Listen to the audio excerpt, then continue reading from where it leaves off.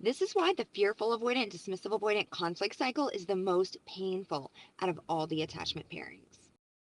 I'm Dr. Sarah Hensley. I'm a specialized social psychologist who's been studying the science of attachment and attraction inside romantic relationships for over 15 years. So the fearful avoidant over here has a deep need to be seen, heard, and understood and to trust their partner. They have a betrayal wound that is in the driver's seat in their relationships. The dismissive avoidant over here has a deep need for peace and harmony inside of the relationship, and they carry the defectiveness wound that is really activated by criticism. Fearful avoidants are very, very deep feelers and tend to be very expressive of their feelings. The dismissive avoidant tends to be extremely emotionally unavailable and too distant inside of romantic relationships. So the cycle looks like this. The dismissive avoidant has not been prioritizing the fearful avoidant in terms of time, attention, affection, and emotional attunement.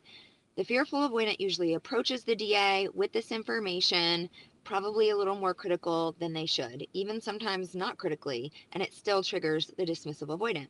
The DA goes into his or her trauma response of flight or freeze. Occasionally, they'll mount a little of an intellectual defensive response, but then they'll quickly withdraw, trying to avoid the conflict until it blows over.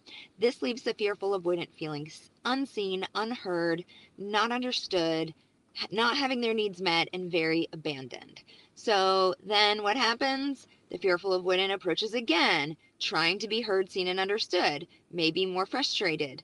And then that causes the withdrawal of the dismissive avoidant. And on it goes. Sometimes the fearful avoidant will give up and then they will shut down themselves, and then you have two people over here. The fearful avoidant feels betrayed, the dismissive avoidant feels defective. But the good news is attachment patterns are just that, patterns. And patterns are behaviors that can be corrected with enough knowledge and the right tools. This is the most common attachment pairing I see in my practice. I've been studying the science of attachment and attraction for over 15 years. I forgot to say this is Carline Relationship Advice. Don't worry, I'm going like 2 miles an hour.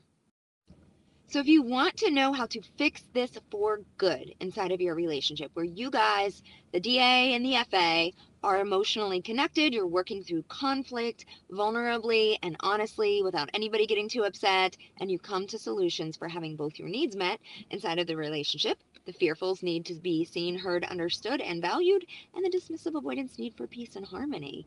Then you are going to want to check out my June groups. You can go to my website, thedatingdecoder.com, and click on book